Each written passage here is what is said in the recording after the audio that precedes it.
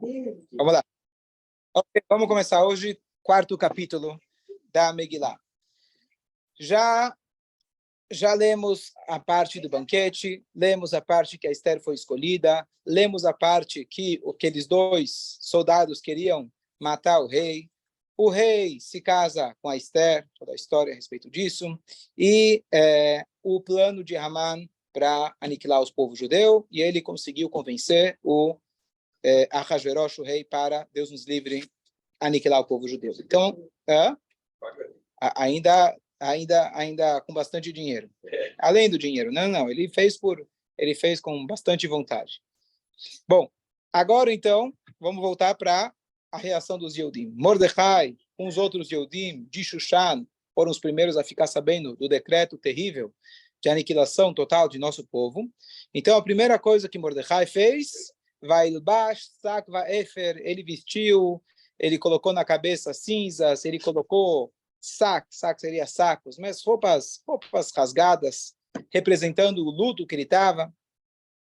E ele rasga suas roupas em sinal de luto, e aqui vem a Megillah e conta que ele saiu, ele saiu gritando nas ruas, chateado, quebrado, um choro que provavelmente foi a primeira despertar dos Yehudim.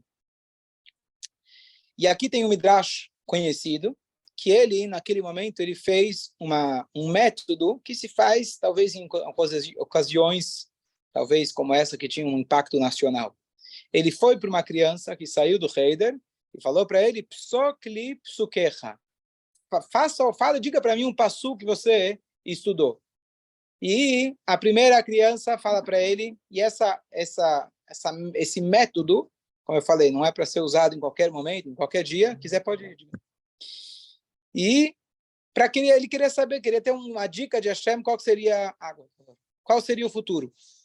E aí a primeira criança fala para ele o versículo que a gente faz no final de todas as tefilot. Al tira mipachat pitom.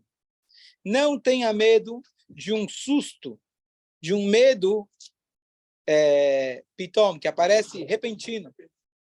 Mishoat reshaim kitavó. E Shoat é Shoah. Shoah, o pessoal conhece que isso é Shoah.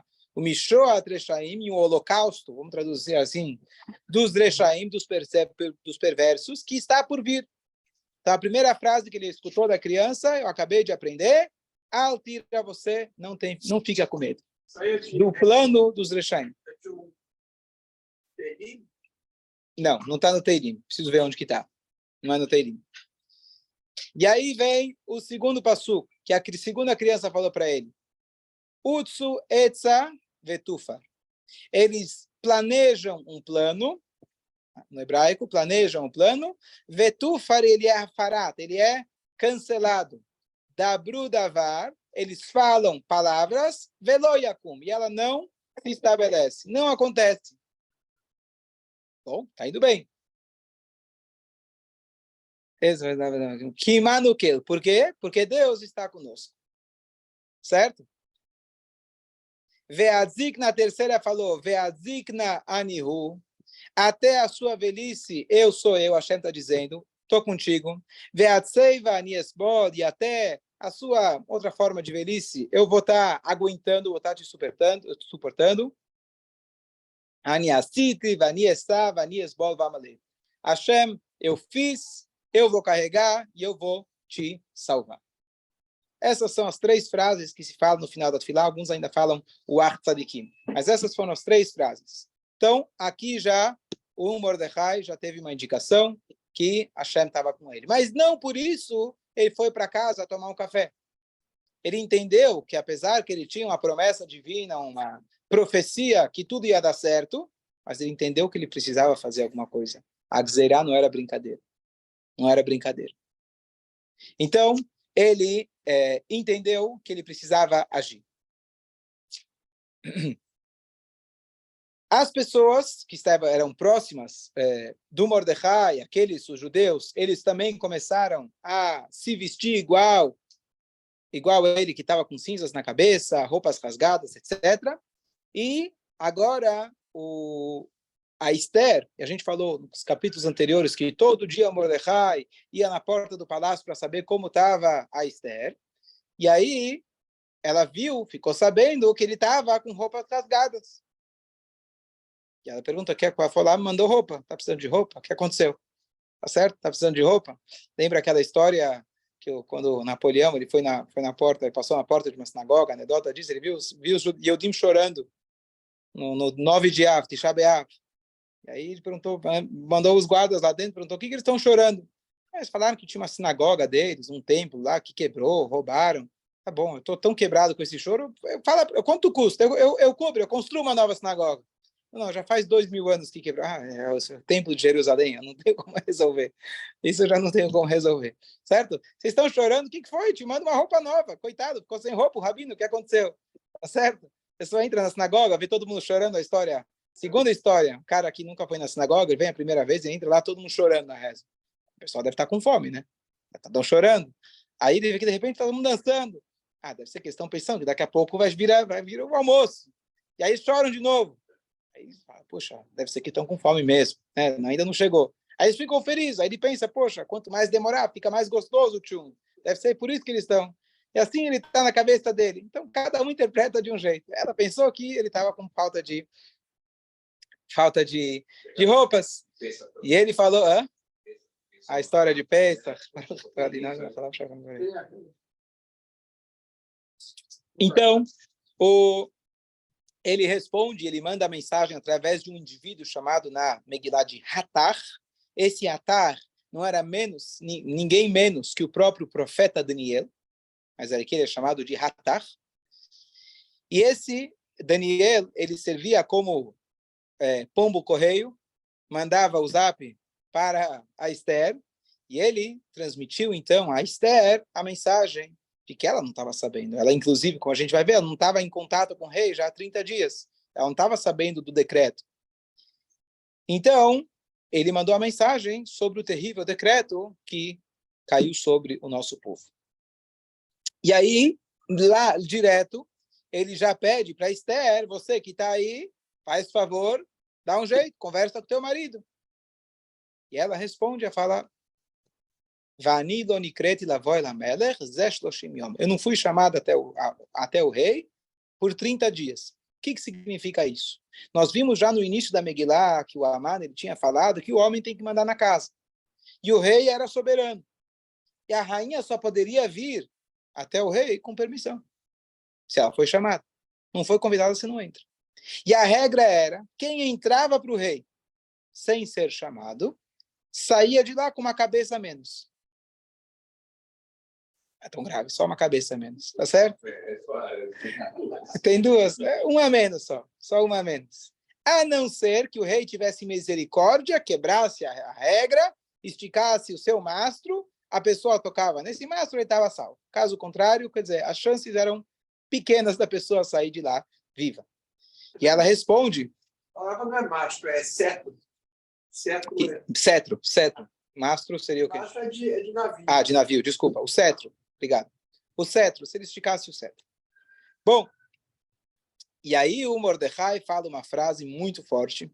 Isso tem uma mensagem muito grande para a gente. Vamos terminar o capítulo, a gente volta. Mas ele fala, olha, saiba o seguinte, a salvação divina vai vir por outro lado. Que Deus vai salvar a gente está garantido. Você tem a chance e a oportunidade de participar. Ou seja, eu não preciso de você. E agora, saiba, o miodea, quem sabe, leet kazot, para esse momento, que Hashem fez isso com você. Que Hashem projetou tudo isso. Te colocou aí. Aí ela aceita. E ela fala, tá bom. E se for assim, eu vou jejuar por 3, peço para vocês, então, jejuarem por mim por 3 dias. Homens, todo mundo vai jejuar, homens, mulheres, todo mundo vai participar desse jejum, e eu mesma também vou jejuar. E aí eu vou ir para o rei. Ou seja, depois de 3 dias de reza, empenho e etc., eu vou ir até o rei pedir clemência pelo nosso povo. E a gente vê que a história não foi que ela imediatamente falou o que ela queria. Teve toda uma história, e ela, etc., fez toda uma cena para ela poder pedir pelos judeus. Ela, inicialmente, deixar isso para depois. Por que ela negou? Vamos deixar para depois porque ela negou, porque ela aceitou, por que ela aceitou, porque o jejum iria adiantar. Mas ela então aceitou, pediu para jejuar, ela mesma assumiu jejuar. E aqui termina, vamos ver se tem mais um detalhe. Bom, e aqui termina então, por cima, o capítulo 4. Fala, Eliel. Isso não está assim explícito na Megillah, que ele falou que Hashem, não sei o que. Ele falou, vai ver que é por isso que você está aí. Ele não falou Hashem. Não tem a palavra Hashem. Não. Tá. Ele falou, salvação vai vir por outro lado. Eu coloquei Hashem, claro que é Hashem. A salvação vem por outro lado. Nós estamos garantidos e você, e se você...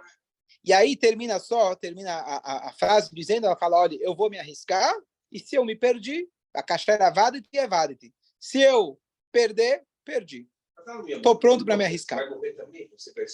Boa. Será que ela vai morrer também? Então a gente já leu antes que em nenhum momento ela havia contado para o rei que ela era judia.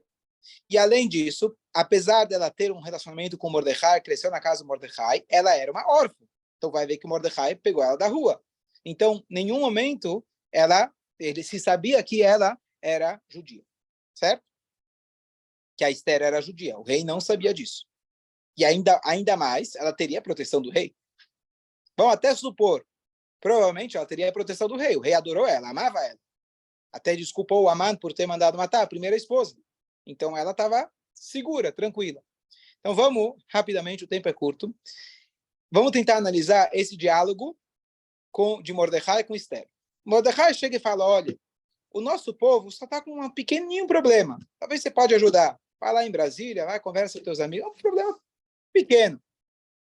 Aniquilação total. O que você iria fazer? Qual que deveria ser a resposta imediata? Claro, vou fazer o que for possível. E se for para me arriscar, eu me arrisco. Qual o problema? Como que ela pensou em falar não? Inicialmente ela falou não. O rei não me chamou, vai me matar. Tá bom, mas tenta. E a resposta do Mordecai, um pouco ameaçadora. Olha, não preciso de você. Deus vai salvar de qualquer jeito. E aí ele responde, ele termina a frase dizendo, quem sabe? Quem sabe? Talvez é por isso que você foi cair aí. Quer dizer, quem sabe? Tá claro? Quer dizer, tem quem sabe. Tá muito claro. Você é a pessoa certa. Não tem ninguém melhor que você para poder salvar o povo judeu. O que quer dizer quem sabe? Se eu começo ameaçando você, olha, vai ou vai? E ainda no final falou, quem sabe? Em português, quem sabe cai bem, mas o me odeia quer dizer talvez. Talvez não, com certeza. Então aqui tem alguns detalhes muito importantes que estão acontecendo na conversa entre eles. E não era uma ameaça, e não era uma covarde. Ela não era covarde e ele não estava ameaçando ela. A questão é a seguinte. A Esther era uma moça, uma menina, que cresceu numa escola ultra-ortodoxa em Mea Shearim. Vamos só criar um cenário, certo? A gente entender mais ou menos o que era. Uma menina que cresceu no colo, cresceu na casa de ninguém menos que o próprio chefe da geração. Você pode imaginar que do chá que tinha na casa dela. Você pode imaginar o ambiente que ela cresceu. E, de repente, o rei fica por alguns anos procurando uma nova esposa. E ele tinha lá um desfile que passava na frente dele todos os dias. Não. Era exatamente o desfile, era um pouco mais agressivo do que isso, mas vamos só para a gente imaginar. Mas é um pouco mais do que isso, certo? E aí ele fala não, tá certo? Pessoal, quando alguém falou hoje, você tem aqueles aplicativos vamos falar os aplicativos de vestido, né, judaico, vou falar dos outros. E aí a pessoa vai e passa o dedo, igual que você faz com o celular. Não. O que é? Figurinhas? O que é? Você descarta as pessoas assim pela aparência, a primeira aparência. Assim, infelizmente, às vezes acaba sendo dessa maneira, tá certo? Então ele, não. Não estou dizendo que a aparência não é importante, mas você olha assim, não são pessoas, não é, certo?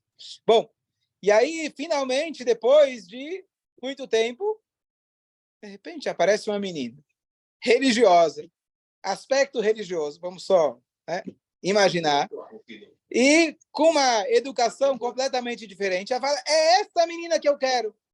não é a menina da Globo, não é a atriz, não é a modelo de Paris. É quem? A menina que está lá em Mea Shearim. Vai entender. Vai entender. Ela, inclusive, recusou qualquer tipo de tratamento de pele. Ela não queria nada disso. Ela estava se esquivando. Então, provavelmente ainda não deve entrar com aquele sorriso lá, maravilhoso. Entrou lá com a cara fechada. Esther, o nome dela era Adassa, que ela tinha um tom esverdeado.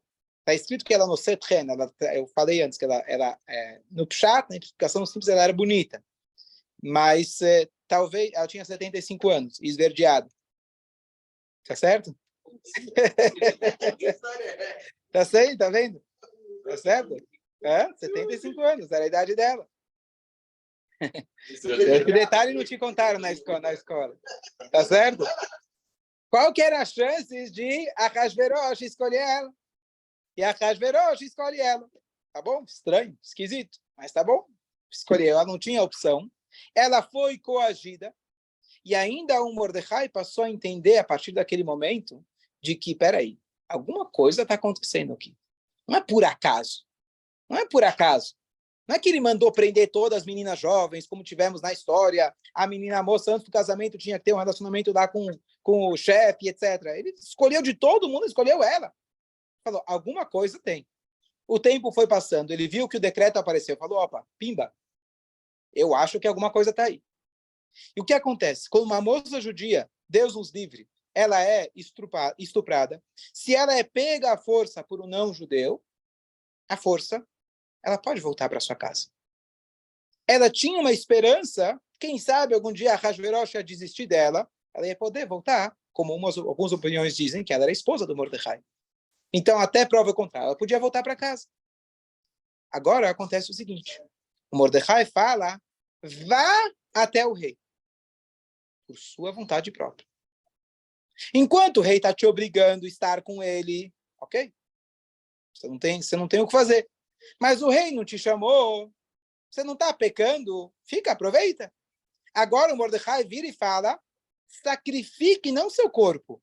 Não era a preocupação dela. Para morrer, eu estou pronta para morrer pelos judeus. Sacrifique sua alma. Você vai estar fazendo um ato consciente de você ir até esse homem não judeu, malvado, etc. E ela sabia que não só, a princípio, seria uma proibição, mas ela tinha aqui a permissão e orientação do maior rabino-chefe que existia na época. E não só isso, ela sabia que agora ela se perdeu mesmo. Mesmo que o rei poupasse ela, ela nunca mais ia poder voltar para casa. Inclusive, no final da Megillah, tem uma alusão a isso, que todo mundo ficou feliz. A Esther, coitada, ficou até o final da sua vida no palácio, tendo que ficar casada com esse cara. Não, foi aqui do Hashem. E uma pessoa sozinha não poderia tomar esse tipo de atitude, mas aqui ela tinha uma orientação, como a gente tem isso com rabino, profeta, etc. Tudo bem. Mas o resultado, a história é bonita, mas vamos se colocar na pele dela.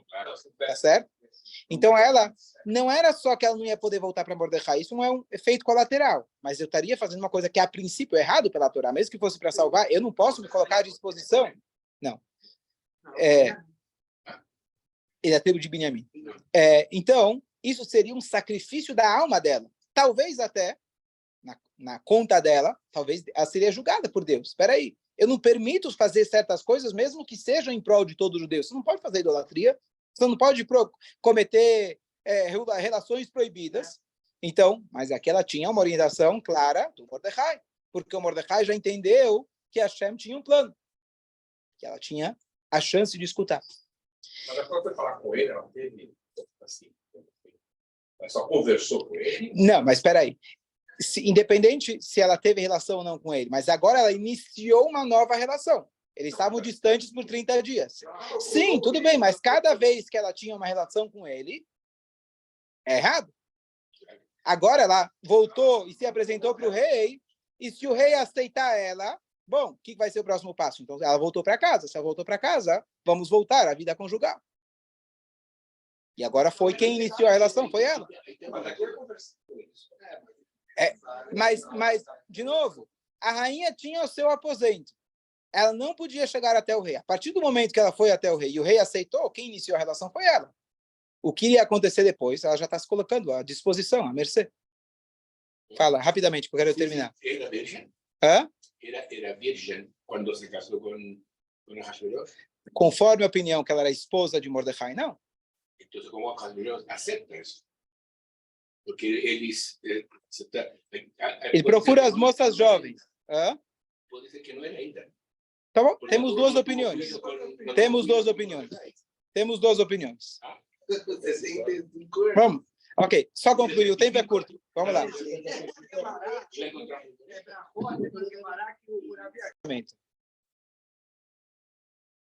Então, a mensagem aqui é, número 1, Hashem ele dá para a gente oportunidades. A salvação vai vir de qualquer jeito. Você tem uma chance de fazer uma mitzvah, faça. Não leve o crédito, levante a bandeira, fui eu que fiz. Ia acontecer de qualquer jeito. Você não fez nada. Hashem te deu a oportunidade de você ser a pessoa, o mensageiro, por exemplo, que vai fazer a tzedakah. Aquele tem a famosa história, tinha um rabino, não lembro os detalhes, que todo dia vinha alguém na porta dele e deixava para ele uma comida. E aí, uma vez, esse veio, não sabia, o rabino não sabia quem deixava, e ele falou, rabino, como você tem comida? Ele falou, Hashem manda. Aqui Hashem manda. Eu sei que sou eu. Bom, então no dia seguinte ele decidiu, Hashem está dando crédito para Deus e não para mim. Ele foi lá e não deixou a comida para ele. Ele chegou, viu que o rabino estava satisfeito, falou o que aconteceu. Falou, apareceu alguém, deixou aqui uma... Hashem deixou você participar. Quer, não quer, vai acontecer de qualquer jeito. Então, não levar o crédito para nós quando a gente faz uma boa ação. Fazer porque tem que ser feito e saber que é uma oportunidade que a Hashem nos dá. E por outro lado, a segunda mensagem que o Mordecai dá para ela, o Miyodea. Miyodea significa quem sabe.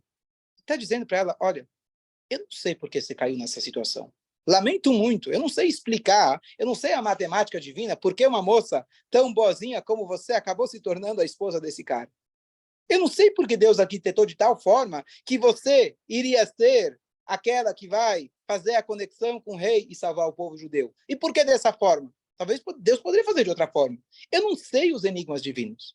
Não tem como a gente explicar o sofrimento alheio. Não tem como a gente explicar por que acontecem certas coisas com as pessoas. Mas eu sei uma coisa. Se você está aí, é por algum motivo. Você tem que reagir. Não sei por quê, mas eu sei para quê. Você está aí, você tem que reagir. Você tem que fazer alguma coisa, já que você está aí, eu não consigo entender por que dessa forma, mas já que você está aí, alguma função você tem. Não sei porque Deus te colocou como esposa dele, mas alguma função você tem. Então aproveita. Então aqui a mensagem para a gente também é muito forte, que a gente não sabe o porquê das dificuldades que a gente passa, mas com certeza absoluta, por pior que seja, tem um para quê. E é isso a gente deve responder, não filosoficamente, não matematicamente, mas com as nossas atitudes. E ela termina dizendo, tá bom, então eu aceito, eu vou lá fazer a meu papel. Ok? Mas depois ele fala